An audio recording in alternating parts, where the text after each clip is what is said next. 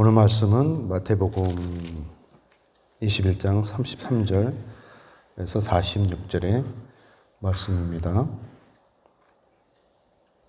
오늘 예배에 참석하신 여러분을 성부와 성자와 성령의 이름으로 환영하고 축복합니다. 아멘.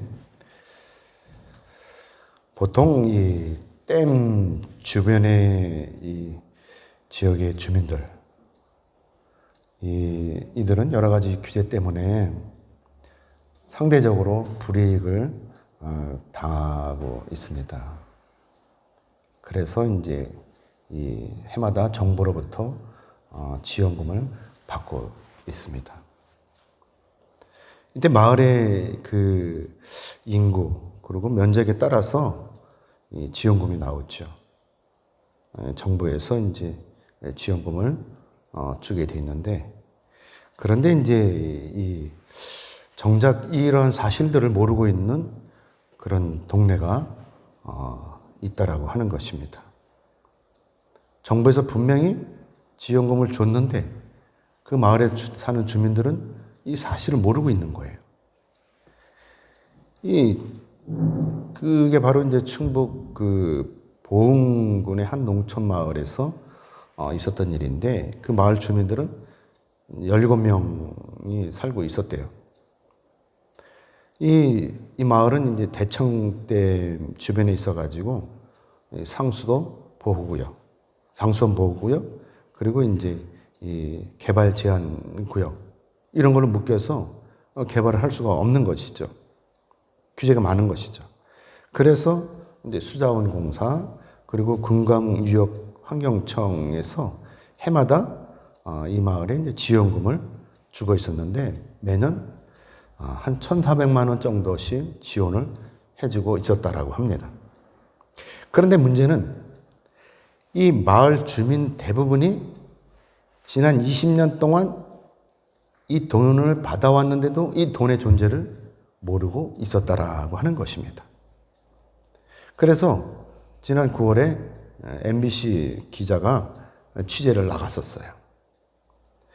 그래가지고 지금까지 지급된 지원금 가운데 사용 내역이 남아있는 것, 그래서 얼마인가 봤더니 최근 6년 동안 한 8,500만 원 정도만 이 근거가 남아있더라는 것이죠. 나머지 14년은 근거가 없는 거예요. 이 서류상으로는요, 이 마을 주민들이 이 공동으로 사용하기 위해서 각종 그 농기계를 구입한 것으로 되어 있었어요. 8,500만 원 정도가. 그래서 찾아봤죠. 그랬더니 없는 거예요, 농기계가. 그래서 알고 봤더니 어디 있었냐? 바로 당시 현재 그 70대 이장네 집에 있는 거예요, 그 농기계들이. 그리고 그 마을에서 가장 오래 살았던 사람들, 3사람이 나눠 가지고 있는 거예요, 그 농기계들을. 자기네끼리 쓰고 있는 거예요. 나머지 마을 사람들은 그것도 모르고 있는 거예요. 마을 사람들이, 이 이장하고 그 3사람에서 마을의 공동기금을 유용한 거죠. 그렇죠? 유용한 거예요. 이들이 특권을 누리고 사는 거예요. 그것도 권력이라고 특권을 누리고 사는 거예요. 이 정부로부터 지원금을 받기 위해서는 그냥 주먹구구시로 받는 게 아니라 마을 회의를 열고 주민들의 의견을 모아서 해야 되는 거예요. 그런데 그럼에도 불구하고 마을 회의가 열린 적이 한 번도 없었다는 거죠. 그 대신 마을 사람들은 영문도 모르는 채 이장이 인감도장 달라고 그러니까 그냥 준 거예요. 그거를 가지고 공문서를 위조한 것이죠. 그러다가 이게 발견이 된 게 최근에 그 마을로 이사 온 사람이 이상하다 싶어서 문제 제기를 한 거죠. 그래가지고 이제 아마도 MBC에다가 이야기를 한 것 같아요. 그래서 기자가 취재를 나가서 밝혀진 거죠. 매년 1천만 원이 넘는 이 지원금, 이 지원금을 그 이장과 마을에서 오래 살았던 그 세 사람이 개인의 주머니로 다 들어가 버린 것이죠. 그런데 문제는 안타깝게도 이 정부에서는요, 일단 책정된 그 예산을 지급을 하면 끝나는 거예요. 그게 어떻게 됐는지 확인을 하지 않았다라고 하는 것입니다. 참 안타까운 일이죠. 세금이 그렇게 나가도 모르고 있었다고 하는 거예요. 그래서 주인 없는 이 돈들이 해마다 1천억 원 정도가 전국의 댐 주변의 마을에 이렇게 지원이 되고 있었다라고 하는 것입니다. 그래서 전부 한번 조사를 한번 해보면 어떨까? 저는 이런 생각이 들어요. 과연 어떻게 그 기금들이 유용이 되고 있는지, 정상적으로 각 농민들한테, 그 마을 주변 사람들한테 골고루 나눠주고 있는지, 이것을 한번 전부 조사를 해봐야 되는 거 아닌가라는 생각이 들어요. 이게 누구의 잘못일까요? 마을에 지원을 해준 정부의 잘못입니까? 아니면 이장을 믿고 인감도장을 내준 이 사람들의 잘못입니까? 고양이 앞에 생선을 맡긴 이 사람들의 잘못입니까? 아니면 정부와 마을 사람들을 속인 그 이장이 잘못입니까? 아무튼 어느 마을이고 마을에서 이장을 뽑을 때 이때 어떤 마음으로 뽑을까요? 이장을 뽑을 때 그냥 할 사람이 없으니까 그냥 막 떠밀어서 뽑습니까? 뭐 그런 경우도 있겠지만 이장을 뽑을 때는 어떻게 뽑겠어요? 내가 할 수 없는 그런 일들을 내가 바빠서 못하니까 그 이장이 내 일을 대신 해주고, 그 다음에 또 마을 발전을 위해서 이장이 열심히 일해주기를 바라는 그 마음으로 이장 뽑지 않겠어요?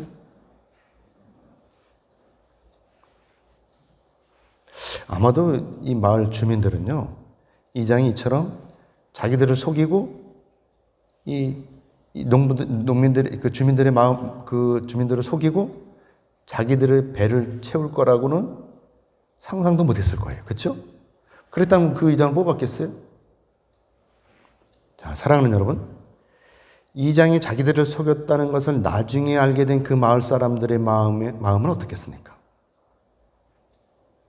아마도 엄청난 배신감을 느꼈을 거예요. 야, 그 인간들이 어떻게 20년 동안 그렇게 먹었을까? 이런 마음을 갖지 않았겠어요? 돈이 많고 적고가 문제가 아닌 거예요. 20년 동안 자기들의 신뢰를 무참히 무너뜨린 그 배신감, 이 배은망덕함 때문에 더욱 마음이 아팠을 거예요. 그렇죠? 오늘 말씀 보면요, 예수님께서는 이 대제사장들과 바리새인들을 앞에 두시고 설교의 말씀을 하시는데 오늘도 비유로 말씀을 하셔요. 오늘도 역시나 포도원의 이야기죠. 포도원에서 벌어진 일들이에요. 이것을 비유를 해서 예수님께서 말씀을 하시는데 오늘 본문 33절의 말씀을 우리 같이 읽어보겠습니다. 33절입니다. 같이 읽겠습니다. 시작. 다른 한 비유를 들으라. 한 집 주인이 포도원을 만들어 산 울타리로 두르고 거기에 집자는 틀을 만들고 망대를 짓고 농부들에게 세로 주고 타국에 갔더니. 오늘 포도원의 주인은 포도원을 만들어 놓고 타국으로 갔다라고 말씀을 하고 있습니다.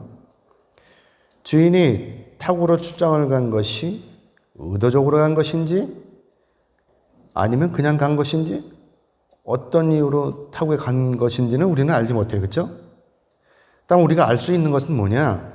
바로 이 주인이 출장을 가기 전에 포도원을 만들어 놨다는 거죠. 그리고 그 포도원의 주변에 생울타리를 쳤다는 거예요. 그러고 나서 농부들에게 세를 주고 떠났다는 것이죠. 물론 여기서 생울타리라고 하는 것, 이것은 살아있는 나무로 울타리를 친 것이죠. 생울타리라 하면 뭐가 생각나요? 저는 이것을 보는 순간 뭐가 생각나냐면 탱자나무. 탱자나무로 이렇게 해놓으면 울타리 참 좋잖아요. 그렇죠? 가시나무가 있어갖고. 아무튼 이 주인은요, 이 생울타리를 해놓고 그 포도원 안에 포도즙을 짜는 틀들을 또 만들어 놨어요. 그리고 이제 망대도 세웠죠. 포도즙 틀을 만든 것은 포도주를 만들기 위해서, 즙을 짜기 위해서 만든 것이고, 또 망대를 만든 건 뭐죠? 지키기 위해서 도둑이 올지, 또 아니면 짐승들이 올지 모르는 거겠죠? 그러니까 그들을 지키기 위해서 망대를 만들어 놓은 거죠. 그러니까 완벽하게 꾸며놓은 거예요, 포도원을. 그리고 이제 그 포도원을 농부들에게 맡긴 거죠. 이때 맡길 때는 그냥 맡겼겠어요? 세를 받으려고 맡긴 거 아니겠어요? 세가 이때 당시에 학자들이 얘기하는데요. 이 수확량의 50대 50. 그 전에 우리가 어렸을 때 보면 보통 이제 3-7제로 했어요. 3-7제. 그죠? 주인이 3, 소작인이 7 이렇게 했어요. 그 뭐 4-6제도 있고. 근데 이때는요. 5-5제. 반반씩 나눈 거 수확량에 반반씩 나눴다라고 하는 것이죠. 자, 사랑하는 여러분. 여기서 포도원은 무엇을 의미하는 거죠? 포도원? 그것은 바로 이스라엘. 오늘날로 말하면 교회인 거예요. 그리고 이 포도즙을 짜는 틀, 망대, 뭐 이런 것들은 무엇을 의미하는 것이냐? 그래서 신학자인 그 칼빈은요, 뭐라 그랬냐면 교인들을 위한 예배 등, 뭐 이런 것들, 우리가 이렇게 예배 드리는 거, 이런 것들을 의미하는 것이라고 이제 말하고 있어요. 아무튼 뭐, 여기서 이제 이 주인이 보내는 종들은 이제 선지자리고, 오늘날로 말하면 목회자들인 것이죠. 그리고 포도원의 주인은 누구예요? 바로 포도원의 주인은 하나님이신 것이죠. 아무튼 이 포도원의 주인이 타국을 출장을 가가지고 몇 해가 지났다라고 하는 것입니다. 여기서 몇 해가 지났다라고 하는 것은 바로 포도원의 주인이 포도원의 농부들로부터 이 소작료를 거둘 때가 되었다라고 하는 것이죠. 한 2-3년이면 포도 심어 놓고 2-3년이면 뭐 포도를 수확한다고 하긴 하는데, 아무튼 뭐 그때가 지났겠죠. 그래서 이제 소작료를 거둘 때가 되었다라고 하는 것입니다. 그래서 이 주인이 소작료를 받기 위해서 자신의 종들을 포도원에 보낸 거예요. 그런데 이 포도원의 농부들이 이 주인이 보낸 이 종들을 보고 나서 소작료를 주는 것이 아까웠던 거예요. 마음이 변한 거예요. 그들이 주인이 포도를 맡길 때는, 야, 우리가 1년 농사 져서, 아니면 3년 농사 져서, 우리가 한 해 동안 농사를 잘 져가지고 50대 50 나누는 건 뭐 별거 아닌데, 야, 우리가 아무것도 없다가 이렇게 농사를 짓게 되니까 얼마나 좋으냐. 50이라도 주는 것은 뭐 아깝지 않겠다. 이렇게 하고 농사를 졌는데 막상 때가 돼서 나눠주려고 하니까 아까운 거예요. 마음이 변한 거죠. 자기들은 온열 때약볕에 열심히 나가서 농사를 져가지고 일궈가지고 포도 농사를 잘 졌어요. 땀을 흘려가면서 잘 졌어요. 그래가지고 풍성한 수확을 얻게 됐어요. 그런데 주인은 어떻게 했죠? 주인은 멀리 나가가지고 자기들이 땀 흘릴 때 들여다보지도 않았는데 때가 되니까 득달같이 종을 보내가지고 이 수확량을 달라고 하니까 기분이 나쁜 거죠. 이들의 생각에는 이건 좀 뭔가 불합리하다, 이런 생각을 했겠죠. 그러니까 주기가 싫은 거예요. 마음이 변한 거예요. 오늘 보면 35절의 말씀을 같이 읽겠습니다. 시작. 농부들이 종들을 잡아 하나는 심히 때리고 하나는 죽이고 하나는 돌로 쳤거늘. 포도원에서 황당한 일이 벌어진 것입니다. 어쨌든 주인이 보낸 이 종들을 때려 죽인다라고 하는 것은 상상도 할 수 없는 일이 벌어지는 거예요. 주인이 이런 생각을 했겠어요? 당연히 종을 보내면 수확량을 주겠지라는 생각을 하고 보냈겠지, 내가 보낸 종들을 그 놈들이 때려 죽이려고 생각을 했겠어요? 그런데 때려 죽이는 거예요. 이들이 인간이기를 포기한 거예요. 이때만 일어났어요? 이때만 일어났어요? 엊그제도 그랬잖아요. 엊그제도. 뭐 좀 약간 경우는 틀리지만 우리나라 공무원이 이 서해바다에서 표류하고 있다가 총에 맞아 죽었잖아요. 그렇죠? 그것만 총에 맞아 죽기만 했어요? 거기다가 뭐 휘발유 뿌렸는지 석유를 뿌렸는지 뿌리고 태워버렸잖아요. 그렇죠? 진짜 인간이길 포기한 인간들이에요. 그 인간들은. 인간이 짐승인 거예요. 짐승. 어떻게 사람을 배도 아니고 그 수출어벌 같은 거 타고 거기서 그냥 그거 같아. 왜 그 부표, 바다에 떠 있는 부표, 그런 거 붙들고 있는 것 같아. 그런 거를 그냥 총으로 쏴 죽이고 거기다 불을 질러 버렸다고 하는 거예요. 이거 인간이 할 일이 아니죠. 이렇게 사람을 죽이는 것은요, 그냥 무도한 일이에요. 그리고 반성도 하지 않아. 때려 죽이고 반성도 하지 않아. 미안함도 없어요. 그런데 이게 끝이 아니에요. 이게 끝이 아닌 거죠. 그래서 주인이 어떻게 해요? 그걸 포기할 수가 없잖아요. 어떻게든지 세를 받아야 되잖아요. 그래서 야, 이번에는 이렇게 내가 조금 보내서 그런가? 저놈들이 우습게 알고 그러나? 그래서 더 보내는 거, 사람들 더. 처음보다 더 많이 보낸 거죠. 가서 세를 받아오라고.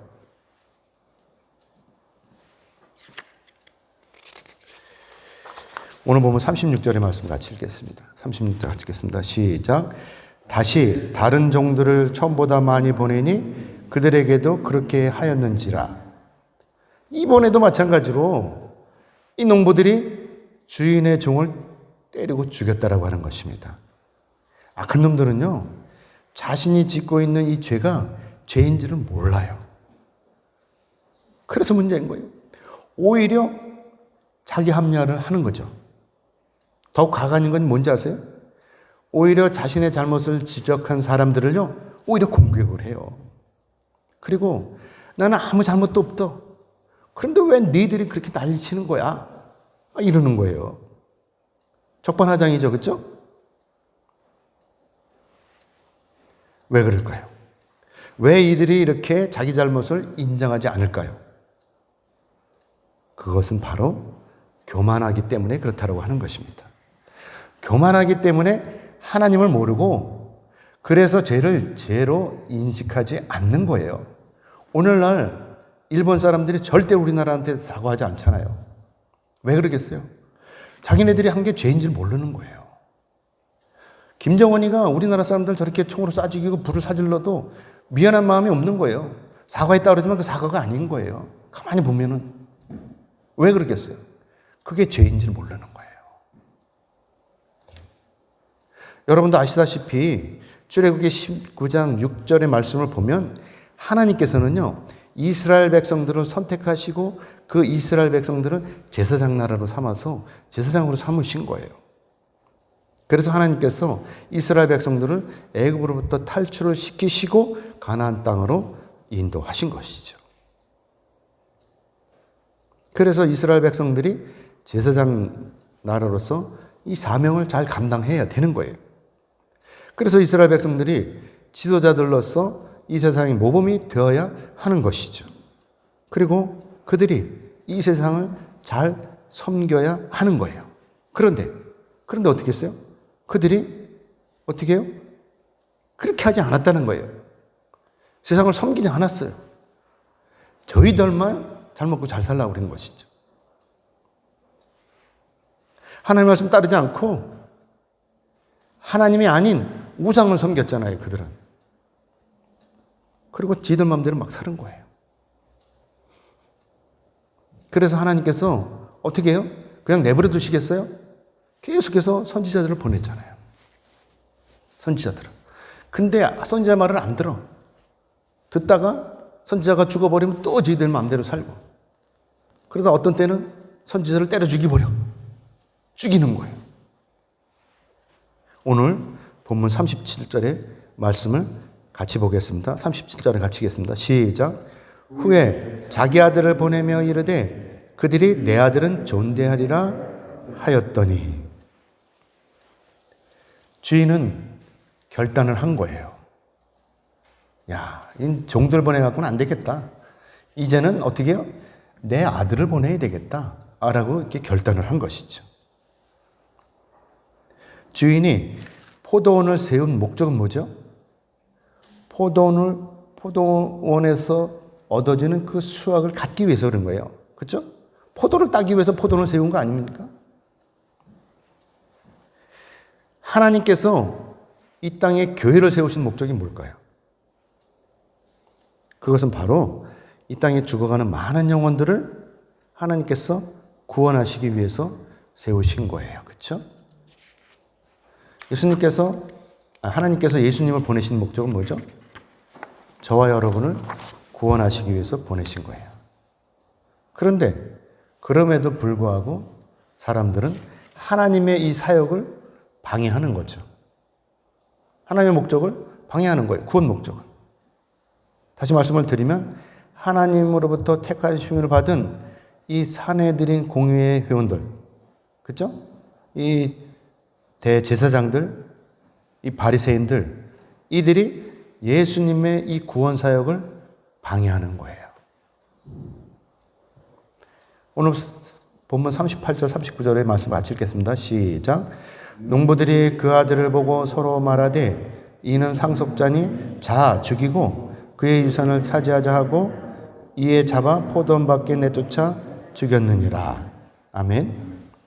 포도원의 주인은 농부들을 믿고 포도원을 맡긴 거예요. 못 믿었다면 맡겼겠어요?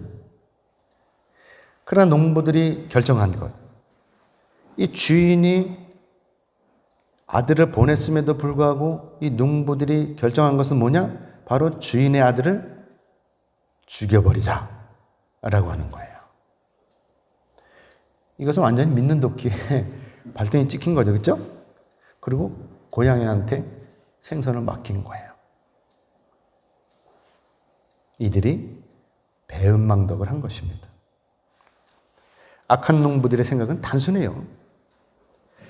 주인의 아들이 상속자니까 그 아들을 죽여버리면 상속자가 없어지는 것이고 그러면 포도원이 저절로 자기들 몫이 될 것이라는 이런 어리석은 생각을 했던 것이죠.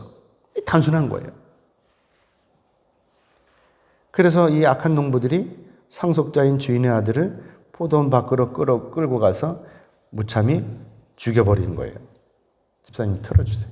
다음 넘겨주세요. 이렇게 주인의 아들을 두들겨 패서 죽여버리는 거예요. 그리고 내다버리는 거죠. 어리석은 유대인들이 우리를 구원하실 예수님을 예루살렘 영문 앞 골고다의 언덕에서 십자가에 매달아 죽인 거잖아요. 사랑하는 여러분, 주인의 아들을 죽여버리면 모든 것이 끝납니까? 그냥 끝나는 거예요? 정황 증거가 다 있는데 자기가 아니라고 해서 자신의 죄가 가려지는 것입니까? 우리나라에서 이 다 판단하고 있었어요.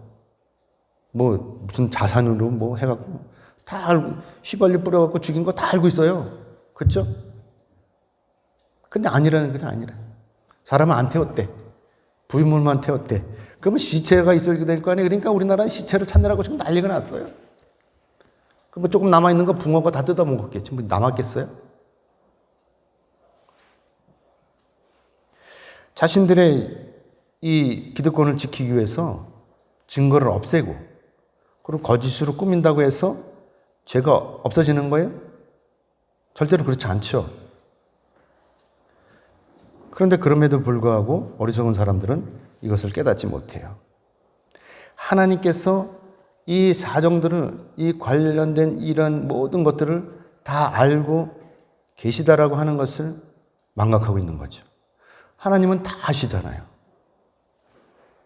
그래서 이 죄인들이 어리석다라고 하는 거예요. 이 농부들이 어리석은 거예요.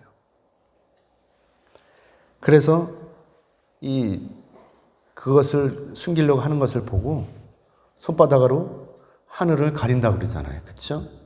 돌아가 보면 알아요. 요새 돌아가는 거 보면 지가 잘못하고도 아니래, 죄 없대. 그리고 손바닥으로 가리는 거야. 하늘을 가리는 거예요. 그렇죠? 자, 이 주인이요, 이 농부들, 약한 농부들을 보고 그냥 내버려 두겠어요? 내버려 둘 수가 없는 거죠. 40절 같이 읽겠습니다. 오늘 40절. 그러면 포도원 주인이 올 때 그 농부들을 어떻게 하겠느냐? 여러분 어떻게 생각하세요? 여러분이라면 어떻게 하겠어요? 이 포도원의 주인이 이 악한 농부들을 그냥 내버려 두겠습니까? 예수님의 질문이 바로 이 질문인 거예요. 결정적인 질문이죠. 이제 사람들은 예수님의 이 질문에 대답을 해야 돼요. 누가?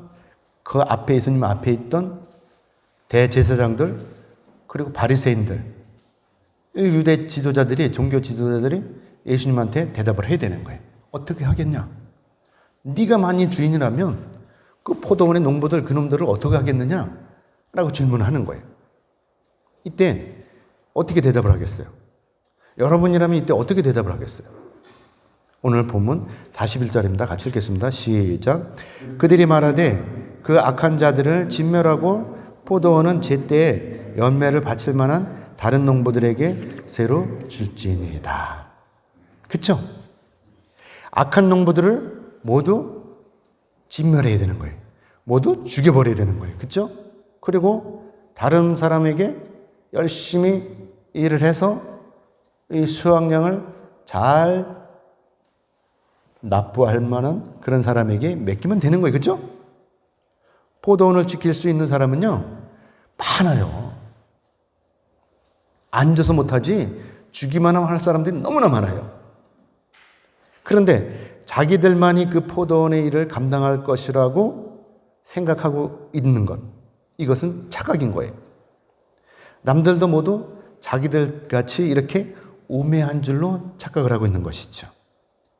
그러나 여러분도 아시다시피 세상 사람 모두 다 나보다 현명해요. 나보다 멍청한 게 아니라 나보다 다 현명한 사람들이에요. 현명해요. 그래서 세상 사람들이 내가 잘못했기 때문에 나로 하여금 사과하라고 하는 거예요. 그래서 세상 사람들이 나보고 사과하라고 그럴 때 내가 사과하면 끝나요. 그걸로 끝나는 거예요. 그런데 그럼에도 불구하고 어리석은 사람들은요, 자기는 잘못이 없는데 저 사람들이 나를 죄인으로 몰아간다고 우기면서 사과를 하지 않는 거예요. 사과하면 끝나는데. 그래서 우리가 볼 때 사과하지 않고 이런저런 핑계대고 우기는 걸 보면은요, 비굴해 보이고 또 어떻게 보면 초라해 보이는 거예요. 예수님께서 지금까지 이 포도원을 비유로 말씀하신 이유, 이것은 뭐냐? 바로 오늘 본문 42절에서 43절의 말씀을 보면 알 수가 있습니다. 같이 읽겠습니다. 시작. 예수께서 이르시되 너희가 성경에 건축자들이 버린 돌이 모퉁이의 머릿돌이 되었나니 이것은 주로 말미암아 된 것이요 우리 눈에 기이하도다 함을 읽어본 일이 없느냐? 그러므로 내가 너희에게 이르노니 하나님의 나라는 너희는 빼앗기고 그 나라의 열매 맺는 백성이 받으리라. 아멘. 여기서 머릿돌은 여러분도 아시다시피 집을 건축함에 있어서 가장 중요한 부분이죠. 머릿돌을 잘 놓아야 이 집이 반듯하게 세워지는 거예요. 그렇죠? 그런데 이 건축하는 사람, 집을 짓는 사람들이 이 머릿돌을 몰라보고 버렸다라고 하는 것이죠. 실수하는 거잖아요. 그렇죠? 유대인들이 십자가에 매단 이 예수님이 바로 머릿돌이잖아요. 그렇죠? 이 예수님이 바로 저와 여러분을 구원하실 메시아이신 거예요. 그렇기 때문에 오늘날 우리가 이 예수님을 믿으면 구원을 받는 것이고 하나님의 나라의 상속자가 되는 것입니다. 오늘 이 말씀을 보면 다른 사람들은 다 예수께서 선지자이시고 또 인류를 구원하실 이 메시아이신 것을 다 알고 있었어요. 그런데 정작 하나님으로부터 택함을 받았다고 자부하는 이 대제사장과 바리새인, 이 종교 지도자들은 예수님의 이 비유의 말씀을 들으면서도 예수님을 알아보지 못하는 거죠. 안타까운 일이죠. 깨닫기는커녕 알아보기는커녕 어떻게 예수님을 죽이려고 혈안이 되었다라고 하는 것입니다. 그래서 우리는 이 유대 지도자들, 이들을 보고 교만하다라고 생각하는 거예요. 교만하다라고 이렇게 이야기를 할 수 있는 것이죠. 여러분도 아시다시피 이 나단 선지자 아시죠? 나단 선지자는 이 바세바 사건을 해갖고 다윗에게 쫓아가잖아요. 그래갖고 다윗을 지적하잖아요. 당신이 잘못했어 이렇게 지적을 하잖아요. 이때 다윗은 어떻게 해요? 뻗대지 않아요. 우기지 않아요. 내가 잘했다 그러잖아요. 그 자리에서 엎드려요. 하나님 앞에 엎드려서 회개를 하잖아요. 반성을 하고 자기가 잘못한 거 반성을 하고 회개를 하잖아요. 그러면서 처절하게 쓴 시가 바로 시편 51편이에요. 여러분 집에 가서 한번 읽어보세요. 그래서 우리는 이 다윗왕을 보고 뭐라 그러죠? 겸손하다라고 그러잖아요. 겸손한 왕이다라고 이렇게 이야기하잖아요. 이렇게 자신의 잘못을 깨닫고 즉시로 인정하는 사람이 바로 겸손한 사람인 거예요. 그렇지만 자신의 잘못을 깨닫지 못하고 우기는 사람은 뭐죠? 교만한 사람인 거예요. 이제 말씀 맺겠습니다. 하나님께서는요, 우리가 겸손하기를 원하십니다. 예수님을 앞에 두고도 알아보지 못하는 것과 하나님 앞에 나와서도 이렇게 예배를 하면서도 하나님을 만나지 못하는 것, 이것은 이유가 뭘까요? 그것은 바로 교만하기 때문에 그렇다고 하는 것입니다. 지금 내 속에 하나님은 계시지 않고 내 안에 내 자신이 가득한 거예요. 그러니까 하나님을 만날 수가 없는 거죠. 내 안에 내가 가득한 건 뭐죠? 교만한 거예요. 그렇기 때문에 내가 나를 비워야 되는 거예요. 겸손함으로 나를 비워야 되는 것이죠. 그래야 나를 빼야, 내 안에서 나를 빼야 그때 하나님께서 나에게 돌아오시는 거예요. 그리고 나를 주관하시는 거예요. 이걸 보고 우리는 성령 충만하다고 하는 것이죠. 그러나 교만한 자들은요, 절대로 자기 자신을 비우지 않아요. 그래서 교만한 자들이 하나님께 내어드릴 그 자리가 없는 거예요. 그러니까 하나님이 들어가실 자리가 없는 거예요. 자, 하나님께서는 오늘날 저와 여러분에게 무엇을 원하실까요? 금방 얘기했잖아요. 겸손함을 원하신다 그랬잖아요. 우리가 겸손해야 되는 거죠. 아멘입니까? 겸손한 사람은요, 절대로 자기 자신을 위해서 살지 않아요. 남을 위해서 살죠. 나를 내어주고 주님 마음대로, 주님의 마음에 맞게 그렇게 살죠. 남을 섬기면서 예수님처럼. 광원산업의 이수연 회장이라고 여러분 아실 거예요. 뉴스에 나오고. 근데 이 이수연 회장은 766억을 기부를 했어요. 카이스트에다가. 왜? 일본 사람들도 노벨 과학상을 타는데 우리나라만 왜 못하냐? 우리나라도 노벨상 하나쯤은 타야 되지 않겠냐? 그래서 과학 분야에서 노벨상을 타야 되겠다 싶어서 이 사람이 766억을 카이스트에다가 기부한 거예요. 엊그저께 텔레비 나왔는데 남자 같게 생겼더라고요. 여잔데 남자 같게 생겼어요. 자신이 평생 모아온 돈을 기부한 거예요. 그리고 그분이 하는 얘기가 뭐냐면 아직 정리 못한 재산이 있대. 그것까지도 기부할 거라는 거예요. 정리만 되는 대로. 얼마인지 모르지만 하여간 그렇다는 거죠. 자, 이 사람이 특별한 사람일까요? 그 사람은 특별한 사람이니까 그렇겠지. 그럴까요? 이 사람이 특별한 사람이 아니에요. 이 사람이 겸손한 사람인 거예요. 자기 것을 내어줄 수 있는 사람. 이 사람이 바로 겸손한 사람이다라고 하는 것입니다. 우리 구주이신 예수님께서도 어떻게 해요? 내어주셨잖아요. 뭐를? 자기 자신을. 자기 목숨을 내어주셨잖아요. 누구를 위해서? 저와 여러분을 위해서. 저와 여러분의 구원을 위해서 자기 목숨을 내어주셨잖아요. 그래서 우리가 예수님을 보고 겸손한 분이라고 하는 것이. 이제 여기 계신 여러분도 하나님의 은혜로 겸손한 사람이 되시기를 주님의 이름으로 축복합니다. 아멘. 기도하겠습니다. 하나님, 감사합니다. 하나님 고맙습니다. 오늘도 저희들에게 은혜 주셔서 귀한 말씀으로 은혜 받게 하시니 감사합니다. 하나님, 저희도 오늘 하나님께서 주신 말씀